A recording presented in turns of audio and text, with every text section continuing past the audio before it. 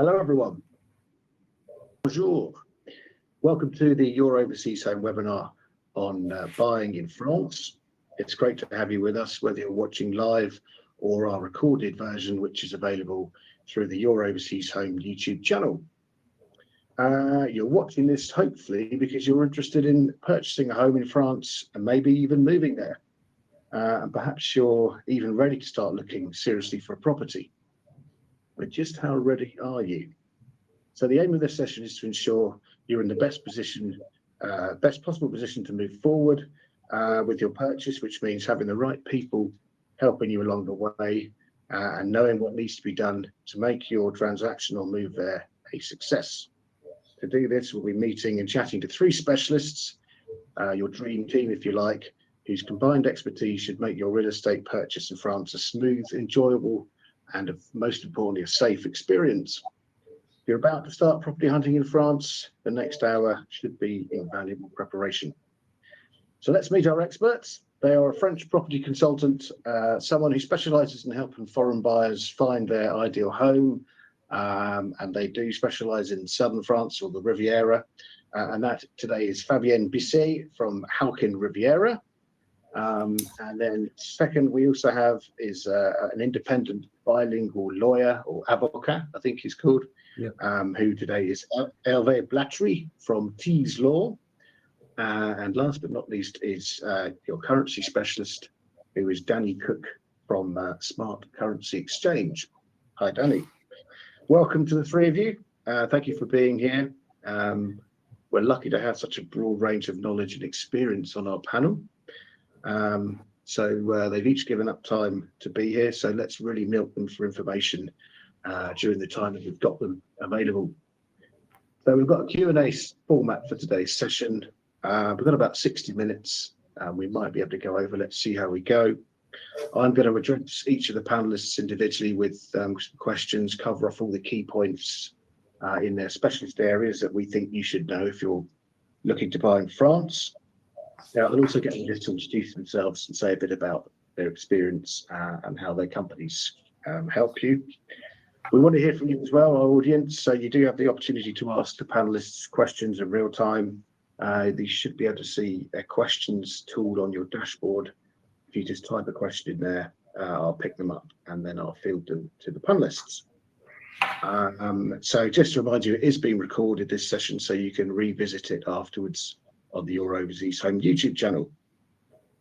Okay, that's enough from me. Let's get straight in. Fabienne from Halkin Riviera. Let's just start. Just tell us a bit about Halkin and what you do, because you're not actually an estate agency. You're a bit more than that, aren't you? So just tell us about your own experience and what Halkin does. Yes, of course. Thank you for having me. My name is Fabienne Bisset. I funded Halkin Riviera a little bit more than 15 years ago. And we have offices on the French Riviera and also in London, which makes it a little bit more special, I would say. But our primary goal is to assist international buyers finding their dream home, really, on the French Riviera and Provence. So in this sense, we have we are offering a free property search service to customers, and this also sort of help us tailor the service towards the buyer's expectations effectively. So throughout the years, we've built a network of partners and experts in all the fields relating to the property industry. So we can coordinate the whole process and effectively being the bridge really between all those experts and, you know, talking about for example, financial support or sort of the law aspect also of the process. But I think what the key attribute I would say is also being able to speak the language, and yes, the sort of being bilingual, but also to understand the cultural differences between say, take for example the Anglo-Saxon and the Latin, I would say, to sort of speak more generally, because I've been living in London for more than 20 years, and I come from Gauffejean, which is a small town between Nice and Cannes. So I understand, expectations from our buyers, primarily British and Americans, and I also understand how the French works. And, we have a lot to say about, French expectations and methods as well that are sometimes drastically different. So it's sort of how people navigate through these. And, it's stressful to buy abroad, of course, when you don't speak the language. But we just want to show them that once you know how it's done and the process, it can be very smooth, and really I'm here to help at any time. And communication is key, for sure.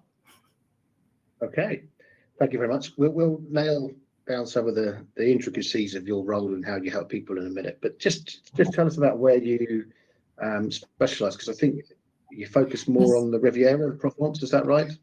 So yes, that's right. We concentrate on the French Riviera and Provence, and the sort of departments names that I am referring to are the Var region and the Alpes-Maritimes. And we find that our buyers are more and more knowledgeable actually with those names. So there was a time where it was not very clear what those names were, but actually now when I mention the Var and the Alpes-Maritimes, they actually know that it's the southeast. We've also expanded slightly towards the west, for various reasons, towards the sort of Montpellier and Béziers areas. It's more for the sort of the large, very large sort of property types, with acres of land. So this is something that we do, but really our focus is on the southeast, and this is a region that we know very well, which is quite important. And your typical clients, give us an idea of their profile. Is it more British or American, or who's typical? So I'd say it's about 70% British and more American buyers coming to us, and we have all sorts of nationalities. But I think what they have in common is the love of the French Riviera, which is always nice, because for the team here in London to be able to share our knowledge of the French Riviera is actually quite key, passion and love. So the typical buyer, there's no such thing as typical. I'm sure Hervé and Danny would say that, but at the moment, I would say that they're becoming more and more knowledgeable about the markets. There's no question about that, but the French housing market, and that's probably because of COVID and the digital platforms and the social media and virtual visits and all sorts of tools available for them to get this knowledge. So they're quite knowledgeable in terms of prices, in terms of this sort of micro markets within the markets as well, as far as the French Riviera is concerned. They either want character properties still, or a really new build and modern and airy and spacious and relatively small service charges, which what the sort of new builds bring, generally speaking. But they're looking for investment and a pied-à-terre to start with, and maybe in the view to relocate at a sort of later stage. Yes. And in terms of the budget that you can help people, you must have a bracket where most of your clients fit in, and what's the sort of lowest you would? Yeah. Yes, we do. It's the Côte d'Azur again, so it can be a bit niche sometimes. But actually, when you go towards the Var region, it's the doors open a little bit more in terms of budget. But pre-COVID, I would say you could buy a studio apartment, say, for 150,000 euros, and now we're looking at about 200 to 20,000 euros. But the clients we're dealing with at the moment, we're looking at 400 to 800,000 euros. And okay, the demand we have at the moment, if you're sort of interested in the sort of profiles It varies depending on the time of the year, and I suspect as well the sort of information that's out there, because right now we have quite a lot of demand for Nice, 2-bedroom apartments, primarily new or renovated, and in sort of prime locations to be able to let the property, obviously. And the budget varies between 350 and 550,000 euros. Okay. So we've got an idea of where you're operating and budget requirements. So as a client, if I've just started to look for property, I've come to you. Tell us about the steps involved and how you're going to help me find my property. And so what are the key bits of information people should be able to provide you? You're going to have to make a profile of your clients. So what do you need to know from them to make your job easy? The first thing we need to understand is how familiar they are with the areas, because you have two types of buyers. You have the first type is the people who know the area very well, and they've been coming for the last 20, 15 years, and now is the time to buy for them. They're ready to go. And then you have the other type that actually love the idea of having a place in one of the best, beautiful, most beautiful places in the world. And they do come to us and say, look, we've never been, or we've been a couple of times, but can you guide us as to where and how much and this sort of thing. So we need to find out what they know about the area, and then we need to understand the reasons to purchase a property. So is it a pure investment, or there's going to be a personal usage? So a pied-à-terre. Do they want the sun? Do they want to be close to the center? Do they want to be close to the ski slopes? Not very far, actually, about an hour and a half from the sea. So the reasons to buy and what they're planning to do. And they're planning to let the property or just, be personal usage, or maybe buy, sell in a few years' time and buy bigger. We need to know the budget. And at this point, we have to, we're trying to make sure that they know how much they can spend. And I think it's actually quite important to speak to a mortgage advisor prior to visit. Because in a lot of cases, you put an offer on a place, and then you apply for a mortgage, and you're being told that you can't afford the place. So we will help them actually. We will discuss their financial options, and we'll put them in contact with the relevant people, really, in order to find out how much they can spend. And then we select, we send, we communicate, we discuss the property selection. If there's a possibility to meet in London, which we love doing actually, for some of our clients, we can meet in London, have a coffee, and we discuss the visits and what we can show them. So there's a lot of work pre-visit, but once the visits are planned and the trip is booked, then it's pure happiness, I guess, for everyone, because we're there. And yes, and the fun begins. And sometimes that actually and I always, we always say when you actually start visiting, you might change your mind. And as to the location or the size or the budget, even, bigger budget. And it happens a lot. So to be quick, because I realize they like a property, they make an offer, we put the offer forward. If it's agreed, then they sign the pre-contract. And we involve an English-speaking French notaire at this stage that will go through all the documents with them, because everything that they will sign will be in French. So the English-speaking French notaire will be able to assist them if they have any questions regarding the property and the process again. And then if they apply for a mortgage, then we help them send the, well, they're obviously already in touch with a French bank or mortgage broker. And, the sole application takes about 6 to 8 weeks. As soon as they've sort of signed the pre-contract, go through the mortgage application. If it's approved, then we can, and Hervé will probably follow up with this. Hervé, I hope I'm not missing anything, but I'm going quite fast. We'll talk about the process more with Hervé, yeah. But yes, once they get the keys, we, in some cases, we might get the keys for them because they might be signing or complete remotely, which is always a possibility, or they might be present at the signature of the deed. And in any case, we can be at the signature, or we can get the keys for them, and we can prepare the apartment.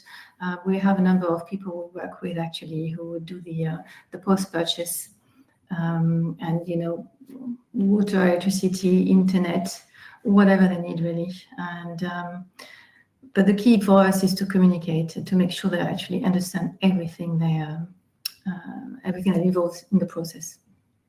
Okay. Very comprehensive. So just to be clear about the properties that you fund your clients, so there's no need for your clients to go looking for property themselves. This is your services. You will go and find properties that match their requirements. And I noticed from your website, I was looking at it, you have a few listings yourself. Yes. Are these are listings? Yeah. So you've got those to choose from, and you'll go and speak to local agents as well. Yes, so we absolutely we work with directly with developers, so we can offer new build properties and what we call off plan. Some of them are built, others are not built yet, but it would take too long to explain the new build process here. But the French conveyancing system is very well organized and very secure. So buying new or off plan is very secure, and this is something that we can explain as well, because we have building guarantees in place, all sorts of things. So this is the new builds property side of the business. We also have our own properties, or what we call the resale market. So we either work with local agents that we contact directly, and we set up the visits with them, or we have our own properties, which happened recently to some of our clients in Nice. Okay, and your fees for your service, how does that work, or do you get commission through the agents you work with? Or? It's a free property search service. So when we find the property, we actually, from the new build point of view, working with the developers, they pay us. So all the property prices include the agent's fees. So the developers pay us as agents, and when we work with a local agent, we split the fees with them. So there is no markup. Okay, that's good to hear. And just final question on the actual viewing. What happens the most? Do you arrange a date or a week or 2 weeks, whatever, with your clients to come over, and then you'll have arrangements to see each of the properties that you've found for them? What would that be? Half a dozen or 10 properties, whatever that is, and then you'll go to each one with them? Or yes. Just to give you an example, we were in contact with a lovely couple before Christmas, and we discussed their research in depth, and it was very particular, their research. So we had to contact a number of local agencies, which we did. Well, first we agreed a date to come and visit with the couple when they were available, and we were lucky because they were actually able to go for a good week, which is always good for us. I mean, we need a week notice effectively, but when it's 2 days, that can be done absolutely, but it's a lot of visits in 2 days. Whereas when you spend a week, you can do an afternoon and morning, the first half of the week, and then sort of discuss and research and add more properties. But we had to we contacted about 6 local agencies, and we set up the visits with them, and it went very smoothly, really. Did they buy? Did they buy somewhere? We should know by the end of tomorrow. Oh, they've made an offer. Oh, right, it's that close. Oh, that's exciting. Yeah. Great. Okay, I mean, we could chat more, but we have to give our other panelists an opportunity now. Thank you very much, Fabienne. Let's go to Hervé. So I've got Fabienne looking for properties for me. She's my eyes and ears, finding the property and helping me through the process in terms of viewings and liaising with the agents, etc. Of course, the other person who I need to speak to is an independent French lawyer who's going to protect my interests throughout the transaction and beyond, potentially, because you have to think about inheritance, succession, etc. When do you first like to speak to clients? Is it before they found the property, so you can have a chat with them? There might be some ways of structuring the purchase, for example, that you need to decide before. Yes. So before anything, a word about myself. So thank you for having me today. Oh, sorry. Yes, of course. Okay. Tell us about Tees Law quickly. Tees Law. So I'm a French advocate at the Paris bar. I've been an avocat since over 30 years, and I've been with Tees for over 21 years now. And I help English people with anything having to do with French law, in particular real estate, but not only. And yes, so ideally, I mean, people are welcome to call me for initial chat for on how the system works and etc. But ideally, it's best to open a file with them as soon as they've found the property they want and they know they want to buy, basically. So because then things can happen quite quickly. First of all, they may be asked to sign a purchase offer, which may be a binding document, depending on how it's phrased. And that can be too simple. It may not contain the clauses that they would need for their protection. And if they sign a purchase offer, then they are committed to sign a first contract, which will be in line with the purchase offer, but which may not contain certain clauses they may need, like outline planning permission or obtaining a mortgage, or typically obtaining a mortgage would be spelled in there, but all sorts of things. So it's really important for us to have a chat before they sign the purchase offer. And then in quick succession, the first contract, the compromis de vente, will follow. It's really important for me to review it. That is the most important contract, because once it's signed, the deal is set in stone, and there is no more negotiating it unless the vendor accepts. But if it's already signed, then it's too late to negotiate anything. And the notaire will only step in after the signature of the first compromise, as Fabienne mentioned. So after the battle, so to speak. And also, the notaire is essentially a drafter, so he will not pick up the phone to advise the client like a solicitor would do here. I think, this is one of my questions, actually. It's quite an important one, isn't it? Because, I mean, the French system is a notaire-based system. And sometimes people confuse a notaire who is legally required to, if you like, formalize the transaction. But you're not a notaire. You are an independent lawyer who will represent one client's interests, a client who's... Absolutely. I'm like a solicitor in the UK. I'm an avocat, which is like a solicitor and barrister combined in the UK, basically. So I can do litigation as well in court, etc. But I'm completely independent. All this preparation, so all the things you've talked about the discussions before and checking the contract to make sure the clauses you want are in, these are things that a notaire wouldn't necessarily do, but you would do that for your clients to make sure that they're... Because the notaire will step in after the signature of the first contract, and he will draft the final deed of purchase. And he will not, call the client to, talk to him about the legalese of the contract. He would just say, just sign it basically. And also, the notaire is usually the vendor's notaire. So he could have been the vendor's family notaire for decades. So, so that I'm not saying that there could be a bias, but subconsciously there could be sometimes. So it's really crucial to speak with me before. Also, because we are a firm of English solicitors, we are a large firm with 5 offices across Hertfordshire and Essex, 440 people strong. We know English law on inheritance, successions, etc. So we ask people what they have in place in the UK and discuss with them what they intend to happen on death, etc. You know, because there are all sorts of important differences between the two systems. For instance, people sometimes have trusts in place which don't exist in France, so that can cause a lot of problems.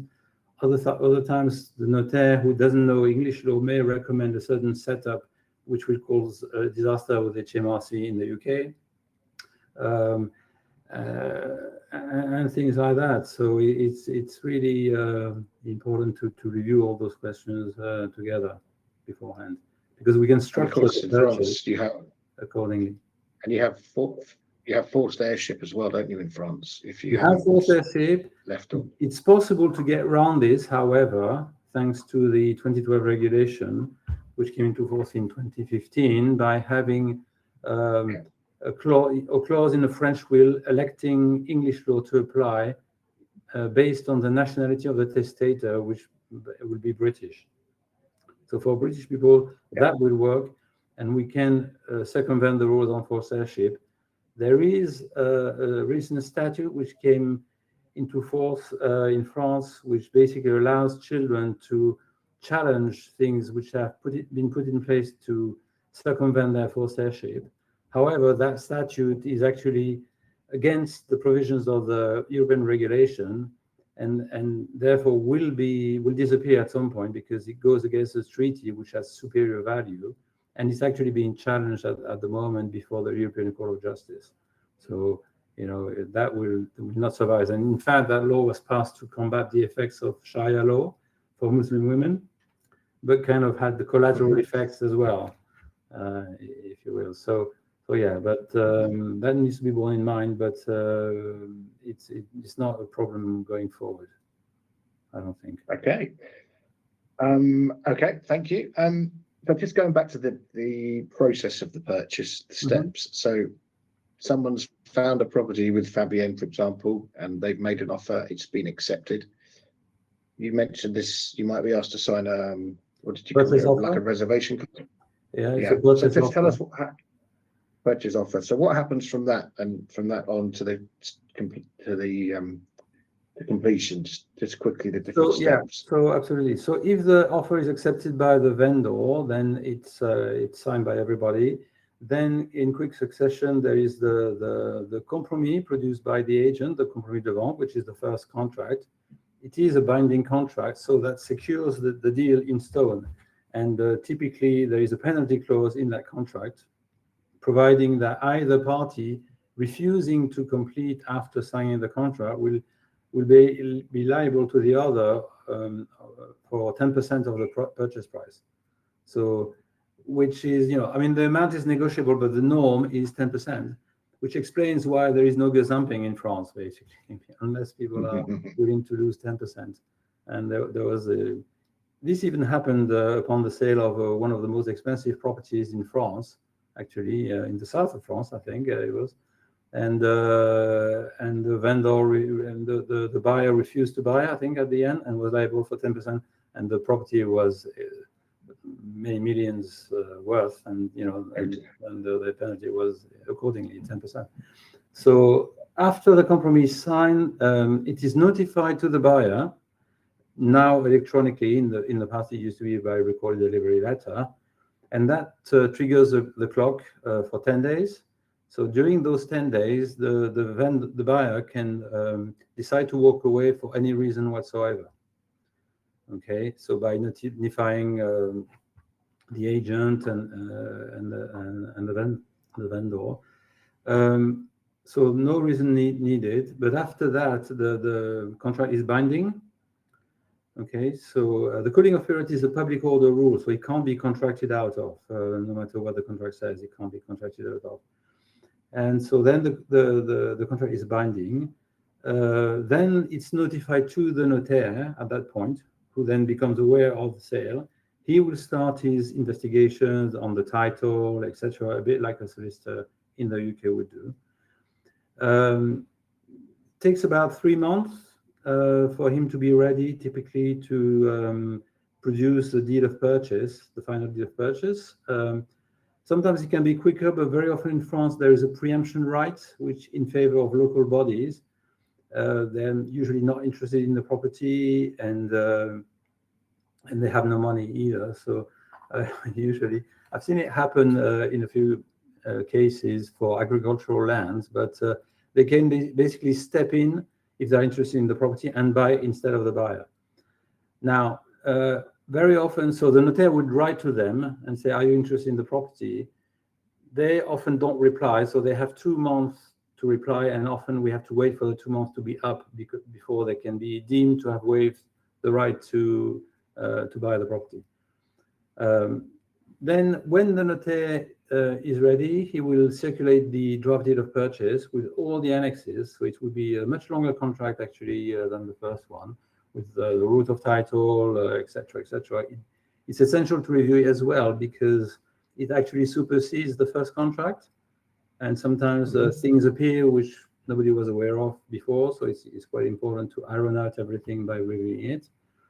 And then either the buyers will attend in person for the completion, which notaires usually prefer, because then the day before they can visit the property again, ask for how it works, read the meters, etc. But if not, in advance we ask for proxies to be drafted, and those proxies are drafted by the notaire, sent to us for checking. The clients can sign them electronically nowadays, and they are in favor of any clerk in the notaire's office who will be empowered to complete the sale on behalf of the buyers. And once signature takes place, then the price is paid. The notaire will issue attestation of title, attestation of ownership, 2 typically, 1 with the price, 1 without, depending on who you want to show it to. But these are conclusive evidence of title, basically. And the deeds themselves always stay with the notaire in France. They have to stay in his office for 75 years, and after that they're offloaded to another site. But the buyer never gets the original title, but he can obtain authentic copies of it, as many as he wants, as he needs, which the notaire will supply. Okay. Do most of your international clients, British clients, give you power of attorney for the transaction, or do they come and sign? Well, as I was saying, I mean, they instruct us to help them with the legalese, all the legal aspects of the transaction. But ultimately, if they can't attend the signature of either of the first contract or the final one, or both, then we ask the notaire for a proxy, a power of attorney, which will be in favor of any clerk in the notaire's office, never the notaire himself. So that's how it works. And we review the proxy, of course, in advance, and we ask for the underlying contract as well in advance, because we don't want signed proxies lying around without having had sight of the underlying contract, obviously. Yeah. Okay.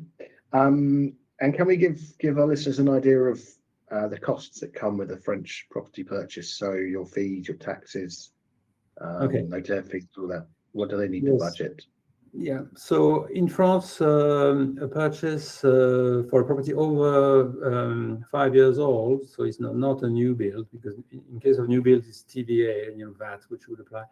But it's the equivalent of stamp duty, which is called droit d'enregistrement, which currently it has the rate of 5.80%, plus notaire fees. So you should budget roughly 7.5% of the purchase price. Okay.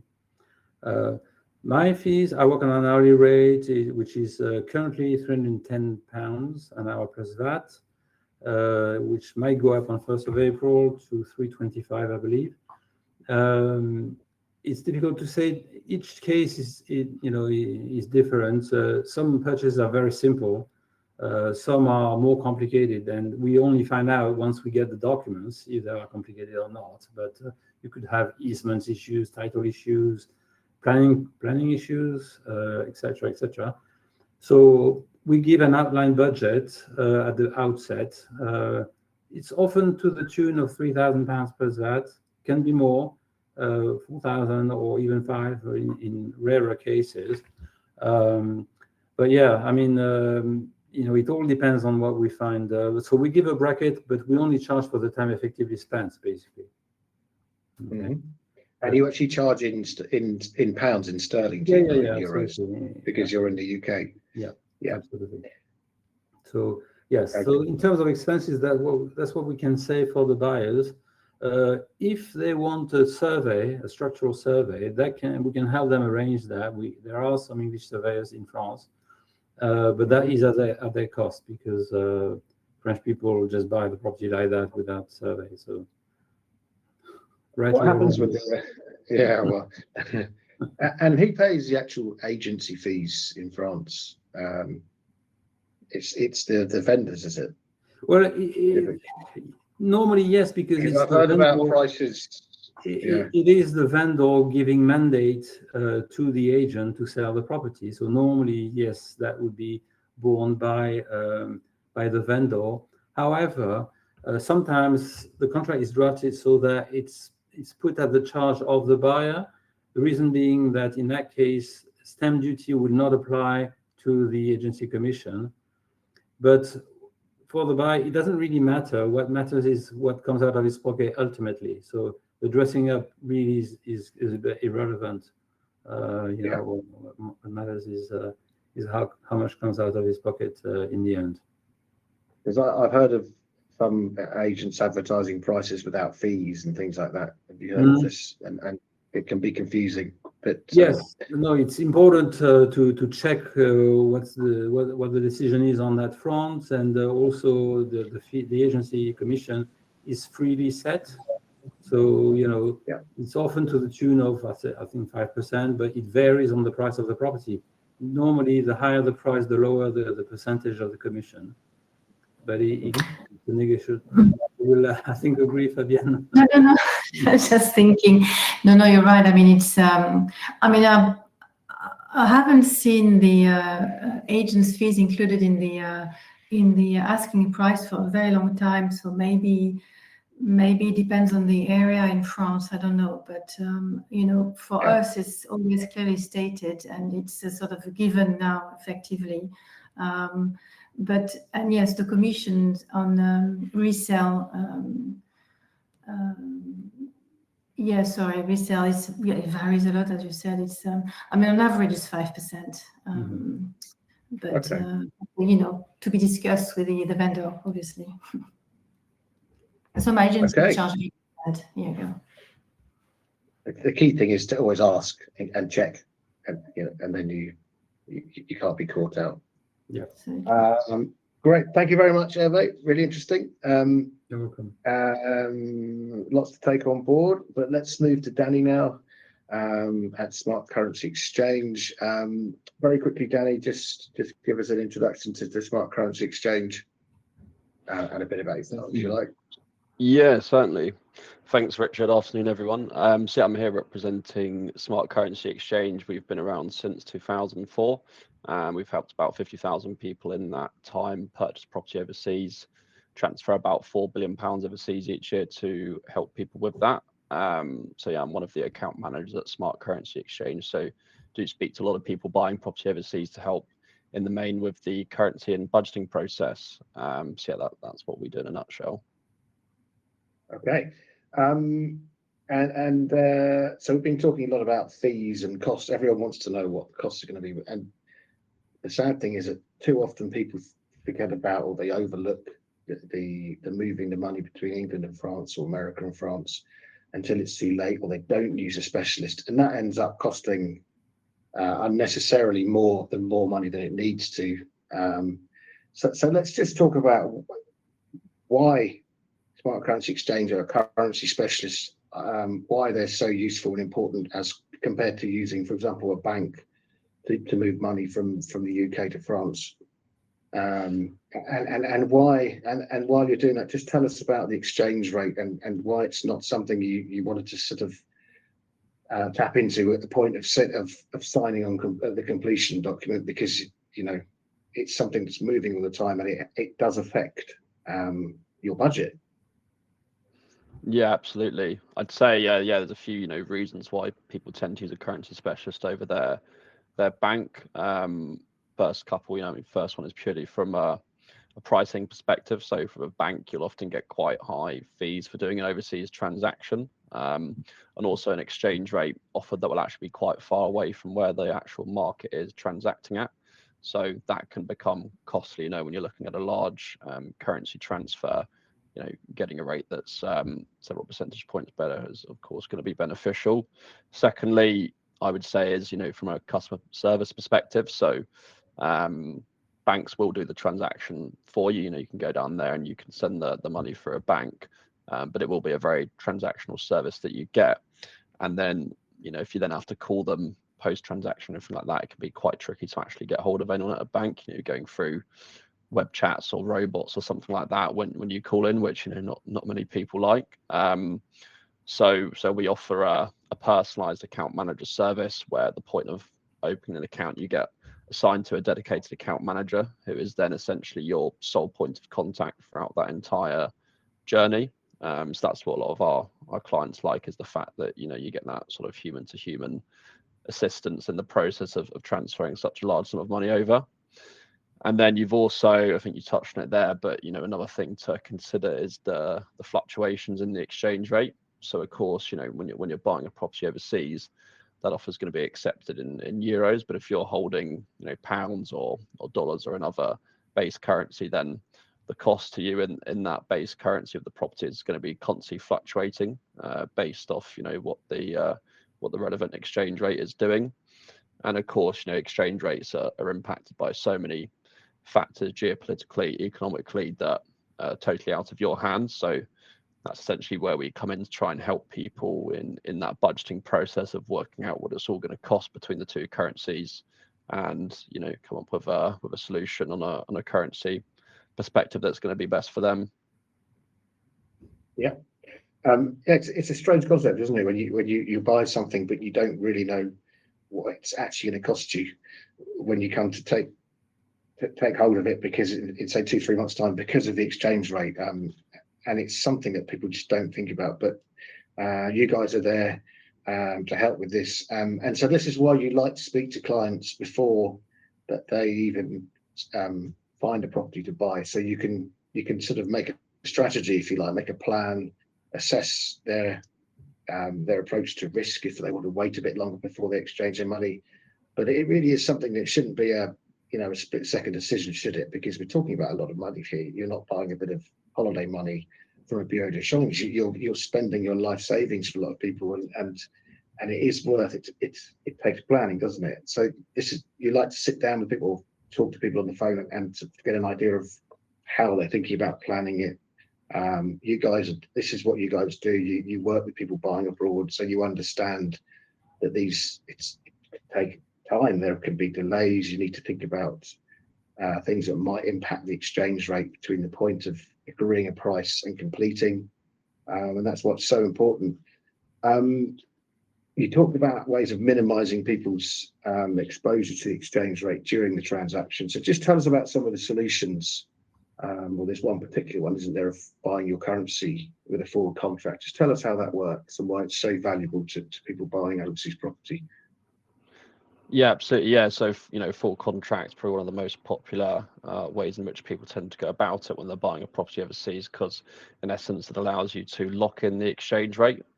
It's often done around the point of offer accepted, when you have that precise amount of euros, or a good idea of how many euros you're going to need for your property purchase. And then what a lot of people will do is they'll actually lock the rate in at that point, so that they know exactly what that's then going to cost them in pounds. Of course, generally, in France, you can be looking at around about 3 months between offer accepting completion. So, it's pretty common in that space of time to see fluctuations of anywhere between sort of 3 and 10% between the pound and euro in that space of time. And, it's constantly going to be changing every second of every day in that period, anywhere between, 0.5% to 2% just on one day. So when you start looking at that longer period of time, as I said, it's, up to 10% worth of changes. Last year, for example, we saw fluctuations of about 7% in just a 2-month period. So that sort of shows you how much it can change. So yeah, a lot of people I speak to who don't really want to be exposed to that level of risk. If you consider, say, if you're buying a property for £200,000, that's about £14,000 worth of risk that you're sort of exposing yourself there to, just from a potential change in the exchange rate. So yeah, a lot of people choose to lock their rate in at the point of offer accepted on a forward contract to basically know that their budgets are protected and to basically gain certainty on what their property is going to cost them in pounds as well as euros. Yeah. So in real terms, I can, if I've got an account with you, I had an offer accepted for €300,000 on a property. I can bring up my account manager at Smart and say, look, I'm going to need 315,000 to complete on this property purchase with all my costs. What will that cost me in sterling? What can you guarantee that will cost me in sterling if I take out a full contract? And you can give someone a price on that day and then lock it, basically, so these people know that will be exactly what they're in for when completion comes in, whatever, 2-3 months time. And yeah, exactly. Yeah. Okay. Just conscious of the time. The other thing to mention is, of course, you can do regular payments for clients. So if someone has a mortgage and they're going to have to make regular payments to cover that in France and their money's in sterling or dollars, you can arrange for payments to go over regularly to a French bank account, and you can, I believe, tie that in with a fixed forward contract. So it helps people budget what that will be. And of course, people are going to need to send money over to cover their bills and running costs of their property. Yeah, absolutely. Yeah. So, we're not just here to help for the main large sort of property transaction. And most clients use us for their whole life cycle of overseas property ownerships, as you say, pensions, living costs, mortgage payments. We have online and app services for that, or as you say, we can set up a regular payment plan for you on either a flexi rate basis, so the amount in euros you get each month is going to change based on where the rate moves, or you can also fix the rate for those monthly transactions to basically guarantee what you're going to get in euros for your pounds each month. So yeah, a few different ways that we can help with those, but yeah, certainly something that we do help with as well in terms of those future sort of smaller ongoing payments. Okay. And final question, just so we leave some time we've got a few questions coming, which is great. So we want to get stuck into those. Just reassure people that their money is safe when they transact through smart currency exchange. You've got, is it FCA protection, segregated bank accounts for clients? Just tell people how their money is protected. So we're basically fully authorized by the Financial Conduct Authority. So at all times of clients doing a transaction with us, their funds are fully held in fully segregated ring-fenced client accounts that are totally separate from our operating accounts. So that basically means that you get full 100% insurance on the funds by the Financial Conduct Authority. You can always verify a number with the FCA on our email signatures and things like that if you want to look at the actual FCA register to verify that. But yeah, we're fully authorized with the Financial Conduct Authority. Okay, thank you very much. So agent or property consultant, independent bilingual lawyer, and your currency specialist, those are your dream team. Get those three, speak to those three, get to know them, get them familiar with your plans, and they'll help you to buy successfully in France. We've got questions, so let's get into those. Quite a few. I'm not sure who wants to answer this. I would imagine it's probably going to be Hervé or Fabienne. It's from Paula, and she says, if you move to France permanently, is it right you have to give up your UK driving license and then retake or apply in France for a driving license? Does anyone know the answer to that? I am not aware of that. No. I think I don't think, I'm not aware of any such rule. I think your English license Used to be valid, didn't it? You may have a problem with having an English car in France for a long time, though. You need to change to a French car, and that's what I would think probably in 6 months. But other than that, and not everybody does that. There are quite a few right-hand drive cars in France. We'll get arrested, I guess. Okay, not sure about that. Needs me research. Okay, we might have answered this. Candice asks, buyers and sellers, are they represented by their own agents? Or does the seller only have an agent? Well, if you're using someone like Fabienne, then the answer is no. You can have your own consultant looking for you. Otherwise, if you're doing it on your own and you go and find an agent, the agent is technically working for the vendor because it's them paying their fees. So no, you don't need an agent. I think this person might be comparing it to the States, where you have a realtor, a buying realtor and a selling realtor. So it's a different system. You can come along as an individual, find a property that's being sold by an agent, and make an offer. Unless you have a proper mandate with the buyer, and the buyer really asks you to go and visit properties on their behalf, and get a report back, and so that probably involves that's a different type of work. And yes, you might charge the buyer, but that's completely different. There's no, as I said before, there's no markup or anything. You just split the commission with the agent you work with, if you work with an agent. Yeah. Okay. Good question. Thank you. This is from Keith. He says he's interested in buying in the Basque region, so down in the southwest near the Spanish border. How important is it to use or have various people who you are helping you buy, people like our panelists who are from that area, so they're local, rather than for anywhere else in France or the UK like Hervé? I guess that's so they have local knowledge perhaps about the market, or if things are done slightly differently there, or does it not really matter? I guess Hervé, as a lawyer, you can represent someone buying anywhere in France. Yes, absolutely. I could represent the buyer from anywhere in the world buying in France, and equally the choice of notaire in France, the vendor could decide to use any notaire in France he likes. So he could be selling his property in the south of France, but have his notaire in the Alps. So it makes no difference, and it doesn't really matter because the law will be the same, I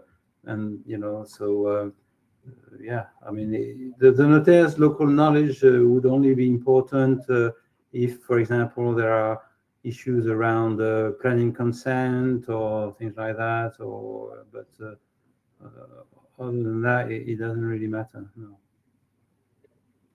As an agent, if for someone like Fabienne, if we're using a property consultant, a searcher, they will go and talk to the local agents anyway, I suppose. I know Fabienne doesn't operate in the Basque region, but otherwise you have to go down there yourself, I suppose, and start talking to people. I mean, it depends on what Hervé said. You can do it from anywhere, really. I mean, and COVID was a very good example, because it was actually a good time for the markets. Unfortunately, good for good and bad. But so everything was done remotely. The visits, even the notaire that we were working with was actually based in Grenoble, which is up north next to the mountains, effectively, and not necessarily from the area. But it all depends on how confident the buyers are with the people they work with, really. And as Hervé said, maybe if it's a complicated purchase, maybe for sort of more character older property, maybe you would need sort of local expertise for sure. Yeah, and certainly with currency exchange, it doesn't matter at all because you're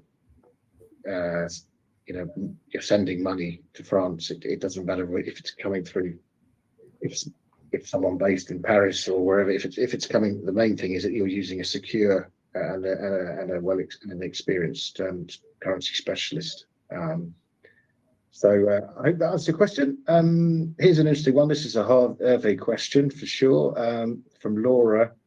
I think you were talking about, you touched on trusts in France earlier, and she says, is there a possibility of buying a property in France as a US citizen and naming it John Smith's trustee of the John Smith Revocable Living Trust, basically using a trust to avoid your beneficiaries not having to go through probate or pay taxes?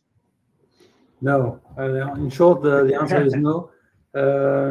What you can do, you can optimize the inheritance tax position through various means. I mean, you can, if your children are over 18 in particular, you can have them participate in the purchase for them to have a share, or you can set up a company to buy the property. We have all sorts of different types of companies that can be used for the purpose to facilitate the transmission of the underlying property. You can transfer shares during lifetime, etc.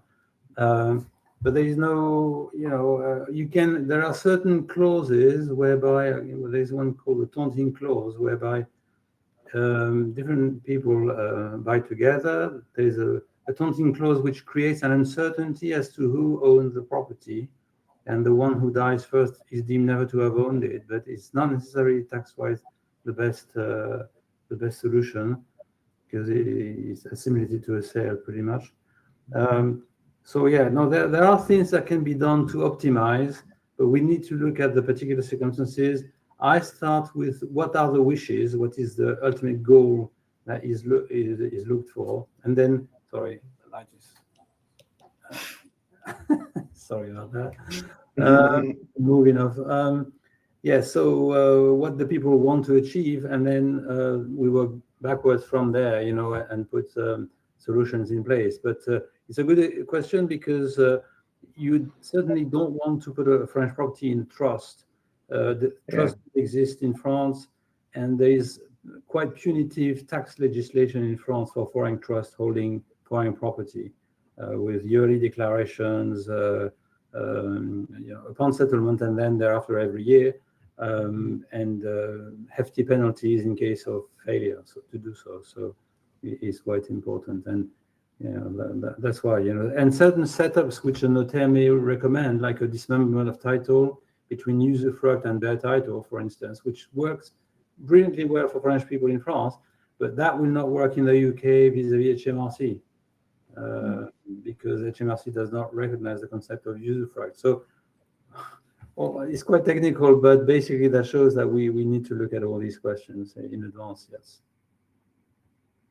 Yeah, that's a good question, I think, and it's a good answer to get at this stage now. So before you start making other plans, it sounds like a one-to-one chat with Hervé is needed there.